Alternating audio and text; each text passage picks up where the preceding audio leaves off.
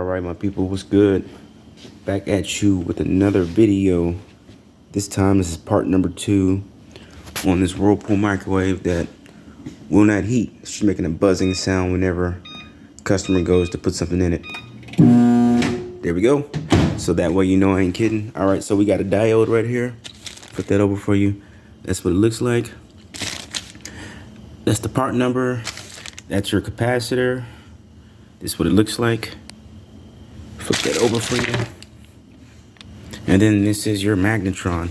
That is what produces the microwaves. It converts electricity. It converts electricity into microwaves. But yeah, there it goes. I'm about to pull it down and show you what it looks like on the inside. Stay tuned. Oh yeah, also, if you want to know how this microwave comes down, see how it's mounted up here? It's got a screw right there at the very top in the cabinet that it's above. That's what the over-the-range microwaves are. Sometimes it might have one in the center, but if yours exhausts outside, it'll have this air duct, and when you pull this down, once you release those screws, make sure that you're supporting it. So there it goes. All right, so here we are. Microwave's out. It's over here on the counter. Take this apart. You got all these screws along the back on both sides. You got these screws up here. You got all of these screws here. And then you got the screw there on the side. None on this side, but underneath both sides of the unit. Underneath this side. So the front, go underneath. You've got 1, 2, 3, 4. So make sure that whenever you go to take this off to get to the internal parts, you remove those screws. So we'll be back after we remove all these screws. All right, now this is easy to open. Once you get all the screws out of the back, all you do is take the side panel, kind of pull it out a little bit, pull it out to the right, and pull back on it towards you. Just like that. And you want to kind of do it evenly. These are all the screws I took out of there. You want to do it evenly on both sides with both hands, and then you want to lift it up because there's clips on the inside right here. See those clips on the inside there? And they go on to these pieces here. Same goes for the brim around here. If you really want to see how that goes, you open up this microwave door and this exhaust panel here. Just take the 2 screws out of there, one on each side, pop it off. But yeah, that's how you gain access to all these parts to get them replaced. Just work with it, you know, lift it up, rock it back and forth, and make sure you get it off there. So I did take this exhaust panel off. It made it easier to take off the shell of the microwave, as you can see sitting over there. And now this is the internal parts of the microwave. So this is the left side. Not much over here, but a sensor right there. There goes your exhaust fan. On this side here, you got your transformer, got your fan, got your TCO, you have your capacitor, you got your magnetron there, and you got your noise filter, aka fuse board, another capacitor there, got your control board, and the turntable motor underneath here at the bottom.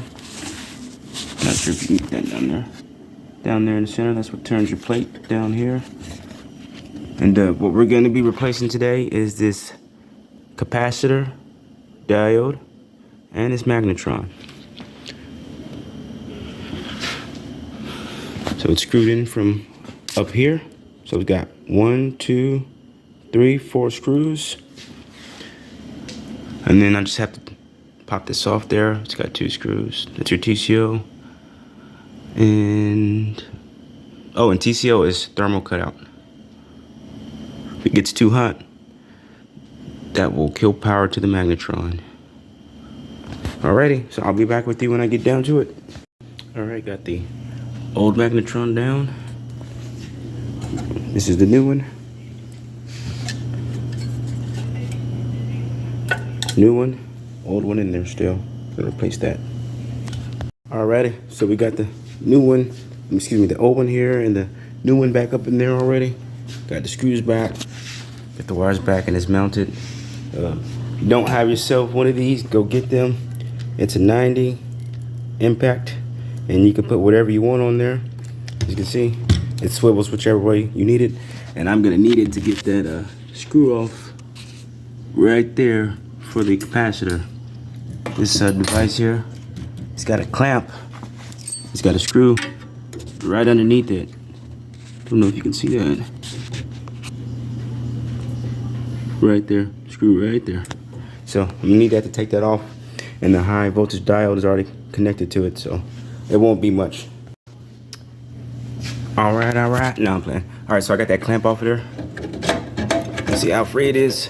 And then there's a screw right above there for it. So I'm gonna take that screw out of there. All right, so we got her free willy.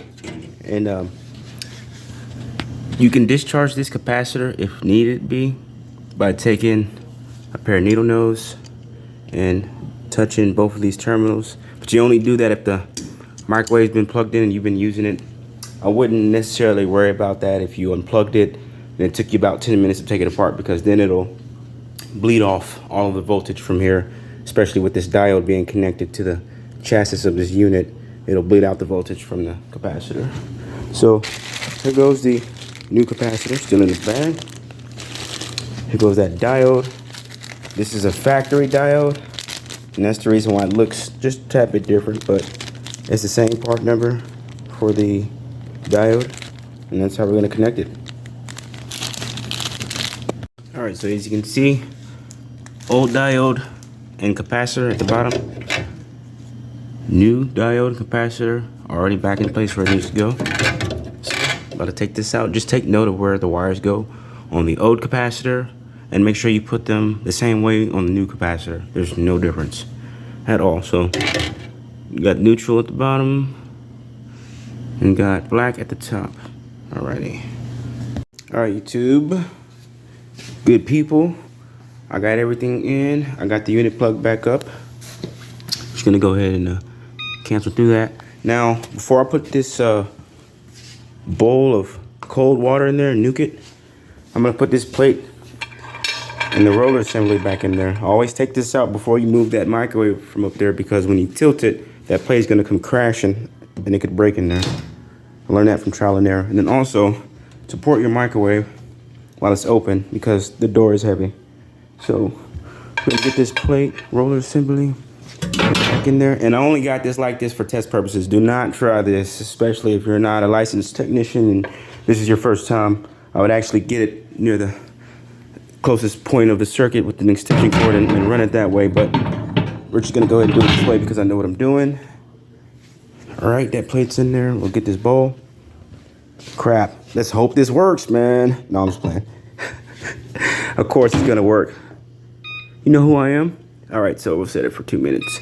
First thing you're gonna notice is that it doesn't sound the same. Oh, no, it didn't do it. You hear it? It's humming. It's purring just like a cat.